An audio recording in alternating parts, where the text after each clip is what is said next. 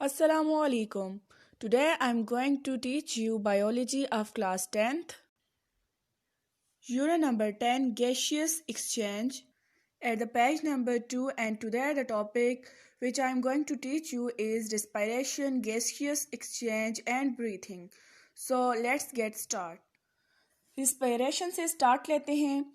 Respiration actually में हमारे पास एक एनर्जी रिलीजिंग प्रोसेस होता है, यानी कि इसमें हमारे पास एनर्जी प्रोड्यूस हो रही होती है इन द लिविंग ऑर्गेनिजम्स, और ये लिविंग ऑर्गेनिज्म के सेल में ये प्रोसेस टेक प्लेस हो रहा होता है.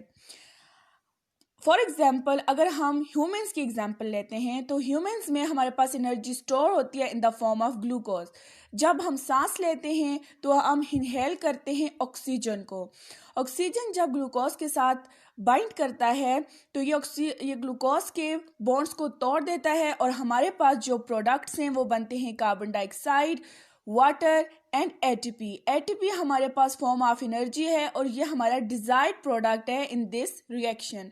बाकी का जो हमारे पास वाटर और कार्बन डाइऑक्साइड है ये एज अ बाय प्रोडक्ट हमारे पास आते हैं.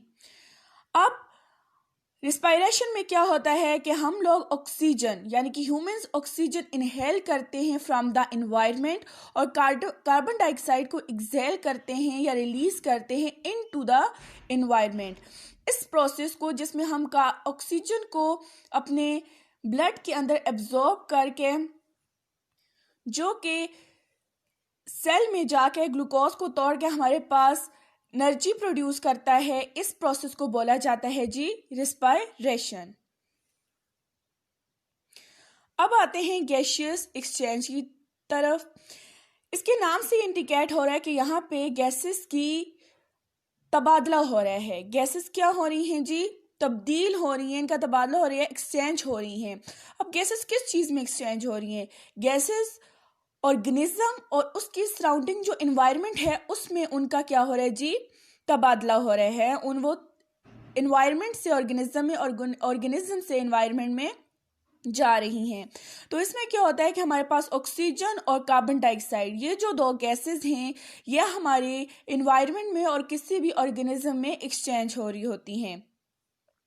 और ये किस वजह से होता है? ये प्रोसेस होता है on the principle of diffusion. अब डिफ्यूजन क्या है? डिफ्यूजन का मतलब है कि हमेशा हमारे पास मॉलिक्यूल्स हाई कॉन्सेंट्रेशन से लो कॉन्सेंट्रेशन की तरफ आते हैं, यानी कि जहाँ पे कार्बन डाइऑक्साइड की अमाउंट ज़्यादा होगी वो वहाँ से लो कॉन्सेंट्रेशन की तरफ आएगा जहाँ पे कार्बन डाइऑक्साइड की अमाउंट कम होगी, और ऑक्सीजन जहाँ पे ज़्यादा होगा वो वहाँ से उस तरफ आएगा जहाँ पे उसकी अमाउंट कम होगी. इसका मतलब है ये डिफ्यूजन का प्रोसेस है, यानी कि चीज़ें हाई कॉन्सेंट्रेशन से लो कॉन्सेंट्रेशन की तरफ आ रही हैं.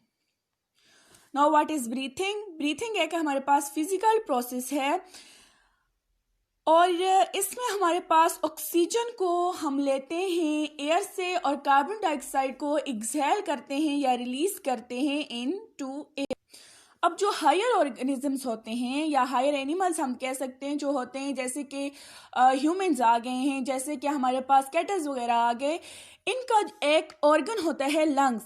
इस लंग्स के थ्रू हमारे पास ब्रीथिंग का प्रोसेस इस लंग के थ्रू होता है.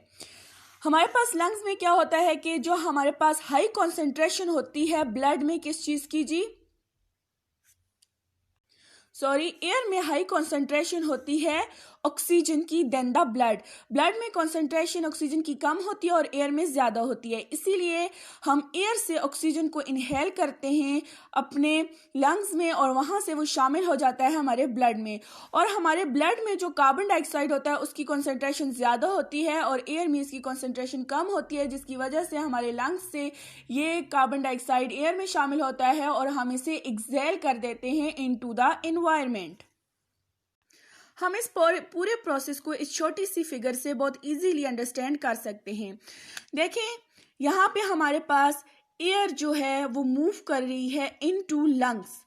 जब एयर लंग्स में मूव करती है तो एयर में हमारे पास ऑक्सीजन की कॉन्सेंट्रेशन ज़्यादा होती है ब्लड से, तो ऑक्सीजन यहाँ पे ट्रांसपोर्ट हो जाता है किसमें जी? ब्लड में, और ब्लड इसे ट्रांसपोर्ट करते हैं to different parts of the body, to different cells of the body.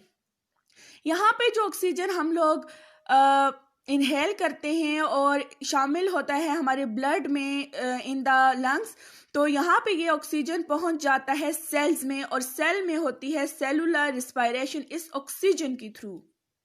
अब जो सेलुलर रिस्पायरेशन हो रही होती है उसका पूरे का पूरा प्रोसीजर जो है इस छोटे से रिएक्शन से हम समझ सकते हैं। ये देखें, ये वो वाला ऑक्सीजन है जो हमने क्या किया है, इनहेल किया है फ्रॉम द एयर, और ये वो ग्लूकोज मॉलिक्यूल हैं जो हमारे ब्लड में पहले से जो हमारे सेल्स में पहले से मौजूद हैं। अब ये ऑक्सीजन जब इस ग्लूकोज के साथ रिएक्ट करेगा तो इस ग्लूकोज के बॉन्ड्स को वो क्या कर देगा, तोड़ देगा, और हमारे पास बनाएगा carbon dioxide, water and ATP. ये एटीपी एनर्जी है जिसे हम डेली लाइफ के मुख्तलिफ एक्टिविटीज में इस्तेमाल करते हैं। Water through sweating, through urination release out हो जाता है और कुछ अमाउंट ऑफ वाटर जो हमारी बॉडी को रिक्वायर होती है वो बॉडी एब्जॉर्ब कर लेती है, और ये कार्बन डाइऑक्साइड वापस लंग्स में आके वहां से रिलीज आउट हो जाता है, जिसे के बाद में पौधे इस्तेमाल करते हैं फोटोसिंथेसिस के लिए। अच्छा जी, तो हम फिर आते हैं अपने फिगर की तरफ। तो यहाँ पे हमने कहा कि सेलुलर रिस्पायरेशन का पूरा हमने रिएक्शन देख लिया। अब यहाँ पे जो बाय प्रोडक्ट सेलुलर रिस्पायरेशन में प्रोड्यूस हुआ था कार्बन डाइऑक्साइड, वो वापस कहाँ जाएगा, लंग में जाएगा और शामिल हो जाएगा उस एयर में जो कि हमारे लंग्स में मौजूद होगी, और वहाँ से हम उसे एक्सहेल कर देंगे इनटू द एनवायरनमेंट, और वहाँ से पौधे उसे यूज करेंगे अपने फोटोसिंथेसिस के प्रोसेस के लिए। तो आई होप कि आपको रिस्पायरेशन और ब्रीथिंग में फ़र्क समझ आ गया होगा। Thank you for listening me. आज के लिए बस इतना ही। अल्लाह हाफिज़।